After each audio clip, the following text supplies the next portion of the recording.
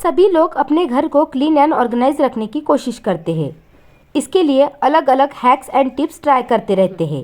तो फ्रेंड्स, आज के इस वीडियो में मैं आपके साथ ऐसे ही कुछ होम मेकिंग हैक्स शेयर करने वाली हूँ जो आपके रोज़मर्रा की ज़िंदगी में बहुत ही ज़्यादा काम आ सकते हैं। तो चलिए देर ना करते हुए वीडियो को शुरू करते हैं। तो फ्रेंड्स, पहली होम मेकिंग टिप्स बहुत ही यूज़फुल है और मुझे लगता है कि हर लेडीज़ ने इसे फॉलो करना चाहिए। आजकल हमारी लाइफस्टाइल इतनी बिजी हो गई है कि हम छोटी छोटी बातें भी भूल जाते हैं। तो कई बार क्या होता था कि किचन की कोई चीज़ ख़त्म हो गई तो मैं सोचती थी कि इसे ले आऊँगी और थोड़ी देर बाद भूल जाती थी। कई बार हम शॉप में जाते हैं तो जो चीज़ें लानी होती है उसमें से एक दो चीज़ हम भूल जाते हैं। कई बार हम रात में सोचते हैं कि ब्रेकफास्ट में दूसरे दिन क्या बनाना है या खाने में क्या बनाना है, लेकिन दूसरा ही कुछ बना देते हैं। तो ऐसा ही कुछ मेरे साथ होता था। तो सबसे पहले इसके लिए मैंने डायरी लिखनी शुरू की। जब भी किचन में कोई चीज़ ख़त्म हो जाती थी तो सबसे पहले मैं डायरी में नोट कर देती थी। बट अक्सर आपने देखा होगा कि डायरी हम बंद करके रखते हैं, वो हमारे आंखों के सामने होती नहीं है। इसके लिए जो चीज़ें लानी होती है वो हम कई बार भूल जाते हैं।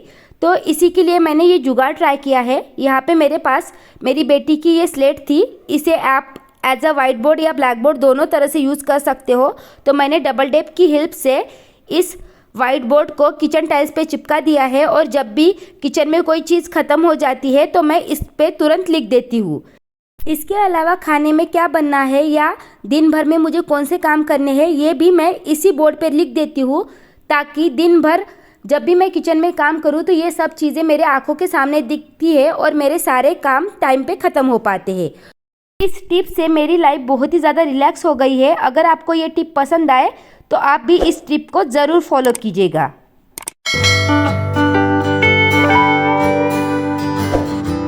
फ्रेंड्स, अगर आप अपने घर को हमेशा क्लीन एंड ऑर्गेनाइज रखना चाहते हो तो ज़िंदगी में कुछ बदलाव करने बहुत ही ज़रूरी होते हैं। जैसे कि जब भी मैं सुबह होने के बाद मेरे बेड को ऑर्गेनाइज करती थी, सेट करती थी, तो वो कुछ देर के लिए सेट रहता था। लेकिन जब भी आपके घर में छोटे बच्चे हैं तो बेड की जो बेडशीट है वो बिखर जाती है। लेकिन मेरे यहाँ बेडशीट तो ठीक रहती थी, लेकिन इस बेड पे जो ब्लैंकेट्स रखे हुए हैं वो हमेशा बिखरे पड़े रहते थे, क्योंकि घर में छोटे बच्चे हैं तो वो ब्लैंकेट्स को इधर उधर कर देते हैं। लेकिन हम नॉर्थ साइड में रहते हैं और दिन में और रात में दोनों टाइम ब्लैंकेट की ज़रूरत पड़ती थी। इसलिए मैंने एक जुगाड़ ट्राई किया है। मैंने क्या किया, 2 पिलो कवर लिए बेडशीट के ही मैचिंग, और इन ब्लैंकेट को इन पिलो कवर में इस तरह से ऑर्गेनाइज कर दिया और इन पिलो को मैंने मेरे बेड पे ही सेट कर दिया। इसे देख के कोई बोलेगा भी नहीं कि यहाँ पे हमने ब्लैंकेट्स रखे हुए हैं। इस तरह से मेरे ब्लैंकेट भी स्टोर हो गए और बेड भी ऑर्गेनाइज दिख रहा है।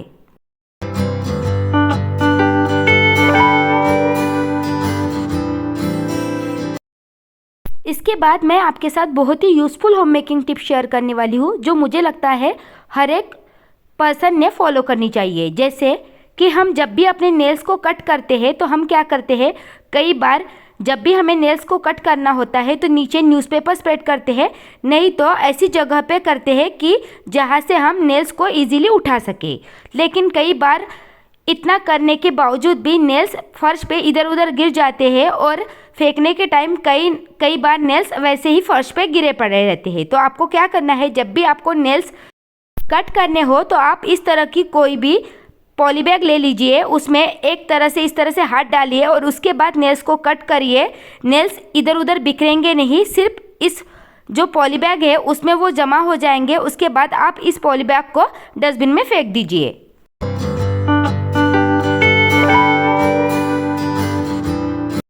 इसके बाद आप यहाँ पे देख सकते हो मैंने एक ड्रॉवर ओपन किया है, उसमें मेरी ज्वेलरी ऑर्गेनाइज की हुई है और कुछ छोटी मोटी चीज़ें भी रखी हुई है। आप यहाँ पे देख सकते हो एक मेजरिंग टेप रखी हुई है जो हमेशा मैं इसी ड्रॉवर में रखती हूँ, लेकिन कुछ देर बाद ये इस तरह से ओपन हो जाती थी। कई बार मैं इसे रबर बैंड से टाई करके रखती थी, नहीं तो कई बार जल्दबाजी में भूल जाती थी। तो इसके लिए एक बढ़िया टिप मैंने फॉलो की है, वही आपके साथ मैं शेयर करने वाली हूँ।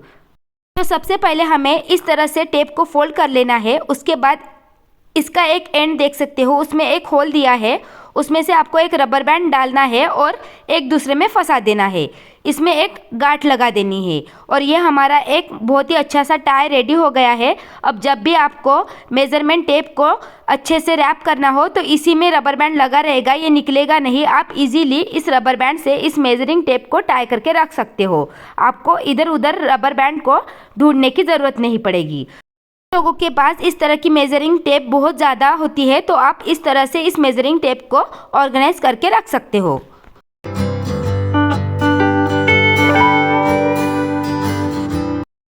लास्ट में मैं जो आपके साथ होम मेकिंग टिप शेयर करने वाली हूँ वो भी बहुत ही ज़्यादा यूज़फुल है। जैसे यहाँ पे आप देख सकते हो, ये मेरी बेटी की एक ड्रेस है, उस पे ऊपर की एक टी शर्ट है और नीचे एक स्कर्ट दिया हुआ है। बेटी को ट्राई करके देखा तो पता चला कि इसकी टी शर्ट भी लेंथ में लंबी है और स्कर्ट भी बहुत ही ज़्यादा कमर में लूज़ है। तो मैंने इस पे एक हैक ट्राई किया है, वही आपके साथ शेयर करने वाली हूँ।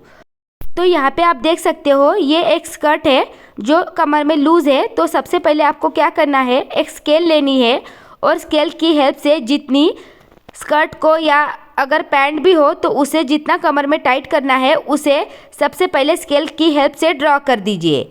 तो यहाँ पे मुझे जितना पार्ट अंदर डालना था उतना मैंने स्केल की हेल्प से ड्रॉ कर लिया है। उसके बाद आपको सुई धागा लेना है। यहाँ पे आपको धागा अच्छी क्वालिटी का लेना है और जैसे मैं वीडियो में दिखा रही हूँ इस तरह से आपको स्कर्ट के ऊपर स्टिचेस लगा देने हैं।